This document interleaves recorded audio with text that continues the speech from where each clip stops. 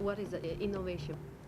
There are more technologies coming all the time. Trying to get down to the specifics rather than being a sort of general partnership. Innovation dialogue. It's coming, and it's coming quickly. Commit more resources and time and energy. The prosthetics field to return people to function.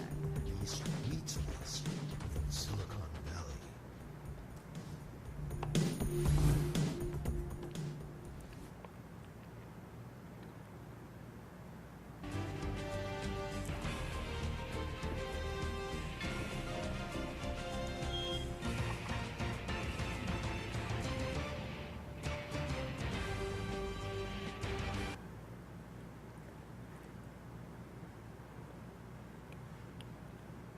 亲爱的观众朋友，您好，欢迎您收看我们今天的《硅谷看世界》节目，我是主持人丁维平。我们今天要讲这个话题呢，是美国专家谈美国的制造业撤出中国。So welcome to Innovation Dialogue. I'm Diana Ding, and today we have Rosemary here, and we talk about the companies that are bringing manufacturing back to United States from China.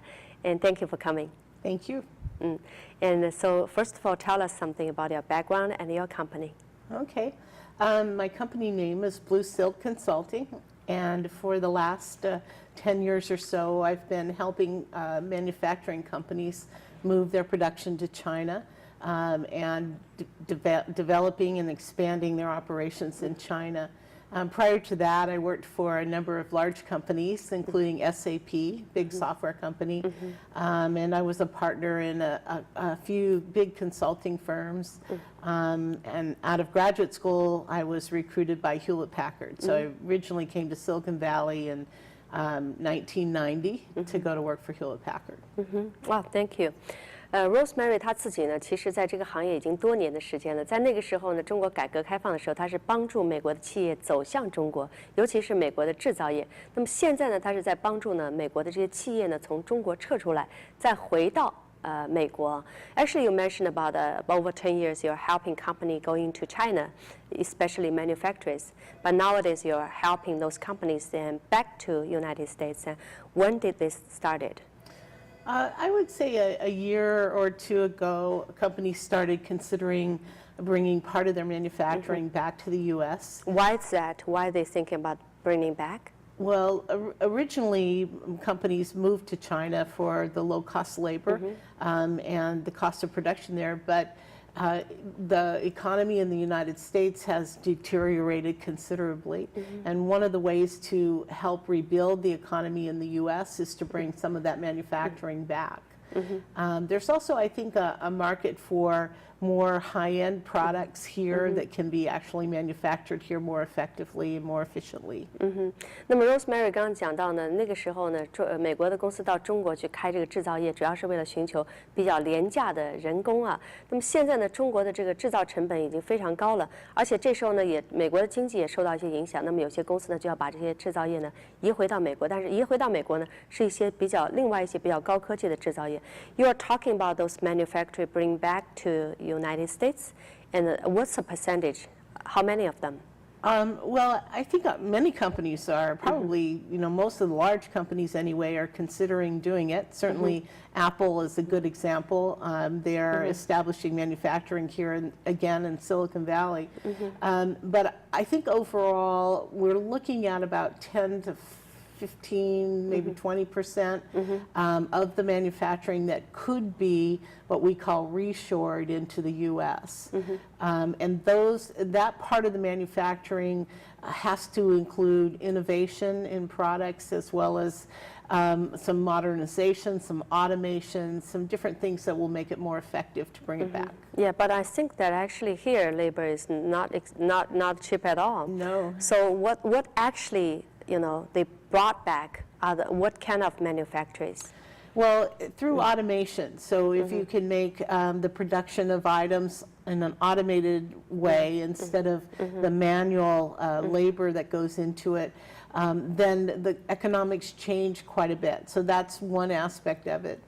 Other companies are making more innovative products. For example, General Electric is bringing back the manufacture of high-end water heaters into their plant in Kentucky. And there they're going to serve the local market, so the U.S. market for these high-end water heaters. But their production is not only innovative, but also extremely automated at this point. 那么刚才 Rosemary 谈到呢，其实美国带回到美国的这些制造业呢，多数是它自动化程度比较高的，不需要太多人工参与到里面的。另外一种呢，就是说呢，创新，它比较有创新的这些产品，那么带回到这个美国来啊。So for all those companies, they brought back their manufacturing from China to United States, and how that affect China. Yes, well, that's a very good question, because I know there's some feelings about that as well. And when I work with my clients, where we're bringing manufacturing back, we try to take a very pragmatic approach or practical approach to understand what piece of their manufacturing they can actually bring back here, but by and large leaving a big proportion of it, or maybe even the most of it, in the manufacturing in China, for a couple of reasons. First of all, the overall cost structure is significantly lower. And then in addition to that, the market for selling products into China is growing at double digits. So we want the manufacturing to be in the place where the products are actually going to be sold in the future. And for that reason, it's really important to keep a good percentage of the manufacturing in China. But still, there is a big infection, I would say, right? Yes. Yes. 那么刚才 Rosemary 谈到呢，他在跟这些大的公司就是跟他咨询的时候，他会建议他们就是说呢，你还是应该把大部分的制造业留在中国，因为中国呢不只是说这个劳动力的这个那么一些人才，另外的呢就是中国有很大的市场。那么如果你一味的把这些制造业都移回美国的话，其实对你来说是一个更大的一个可能成本上的一些损失啊。So, but actually, you know, some of the manufacturers, they're moving back from China to United States, and they are also facing some difficulties here. So what about their situation right now? Yes, there are a lot of difficulties. There's certainly a lot of incentives also. So not only through automation and innovation can the cost structures become somewhat more competitive, but the government is now, local, state, and federal governments are all offering incentives for companies to be able to manufacture. What are the in US. incentives? How much are the incentives? Well, some of them are tax breaks. So in a local economy, the city of San Jose, for example, can give a tax break to a manufacturer that's building here over a 10-year period.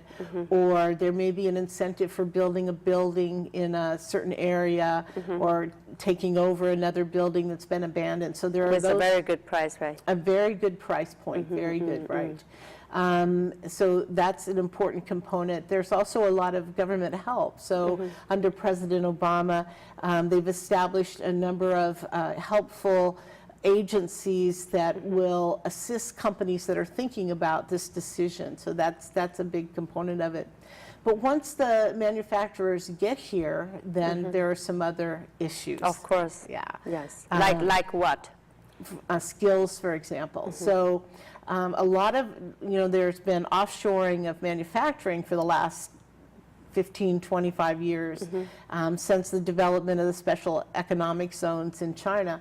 But along with the outsource of manufacturing, the skills to produce certain products are gone as well.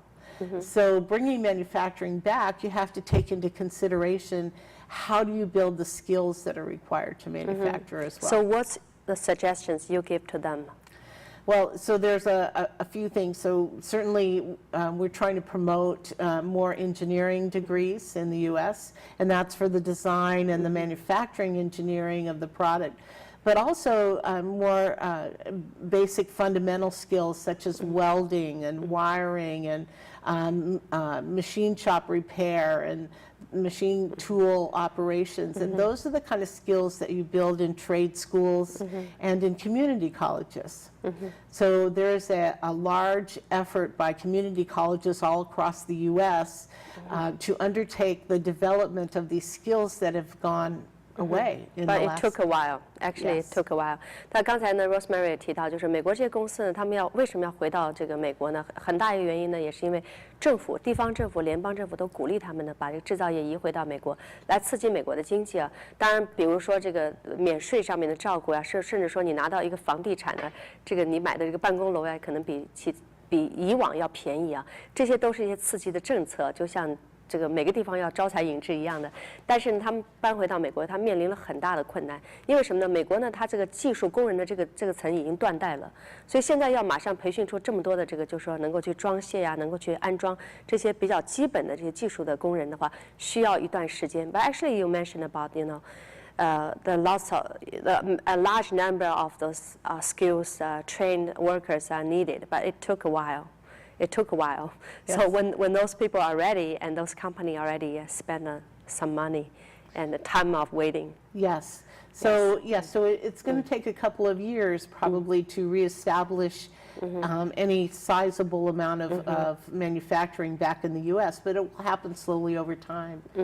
The other thing that's really important is investment in the U.S. So in order to bring manufacturing back, that means you may have to reopen a plant and retool the plant, design for automation, buy new tools, that sort of thing, new machines.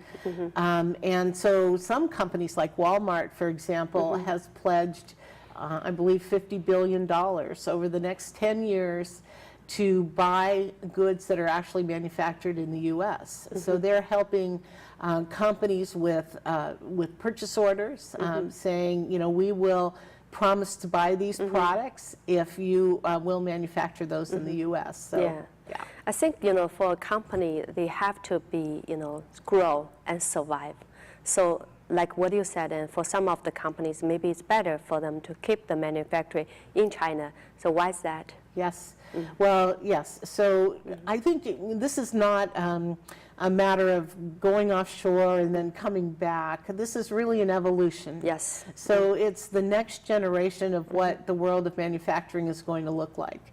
And so most companies now are considering what the global manufacturing environment should look like. Not, do I manufacture here or there in Mexico or in Canada? It's really, what should my global footprint look like? Yes, right. To take advantage of the local markets as well as, the best cost profiles in each of those local areas where products are being sold.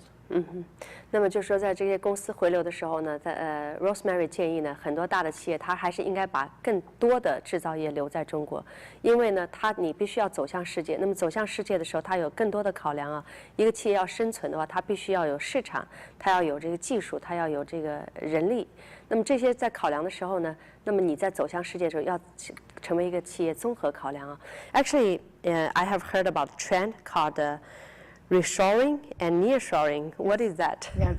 So when we talk about offshore, which is the process of sending products to China or to another location, Indonesia or wherever it is you're manufacturing, offshore or over the ocean, and then bringing it back is what we would call reshoring. Reshoring. Bringing it back Yeah. is reshoring. And what is nearshoring? Nearshoring is where companies are considering bringing manufacturing back to a country in the time zone. So in this case, it would be Mexico or Canada or South America, where production is more, the labor costs are more on the same par as they would be in China. The problem with nearshoring, if you move things to Mexico or Brazil or Costa Rica, is that doesn't help the U.S. economy. So really, we need to have a strong U.S. economy so we can continue to buy goods from China, and then also so that we, build the next generation for people who are going to be working in the next 20 or 30 years. 那么刚才呢，我们跟 Rosemary 啊，她也是蓝带公司的蓝丝绸公司咨询公司的总裁。那么她在美国的咨询业呢，已经有超过25年的经验了。那么她在这个10几年前呢，是帮助美国的公司把制造业呢移到中国。现在她帮助部分的公司呢，把这些制造业再移回美国。这个话题呢可以很大，我们今天时间的关系呢，只能探讨这儿了。非常谢谢观众朋友的收看，也谢谢 Rosemary。So thank you so much for coming and join us. Thank you. we hope that we can find a time to discuss about this deeply. Great. Thank you very much. Thank you.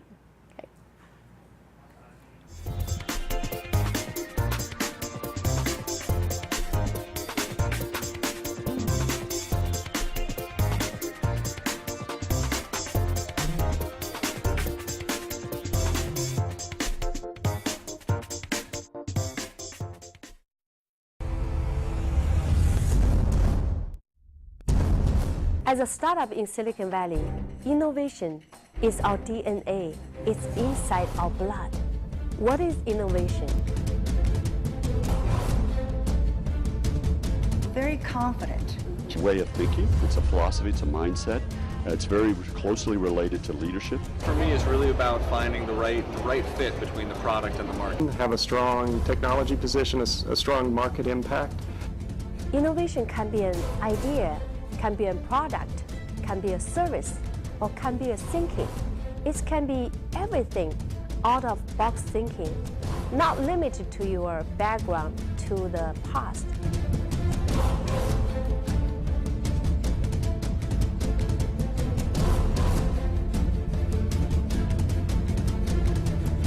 Welcome to Innovation Dialogue. I'm Diana Ding, and today we are going to talk about Cloud Festival. Today we have Carrie Davis, and she's here to share her story, which is so inspiring.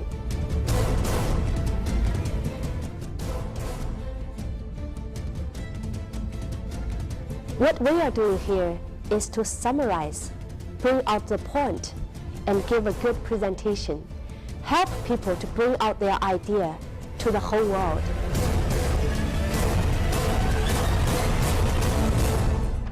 It's very important to be able to spot human talent and to be a good leader.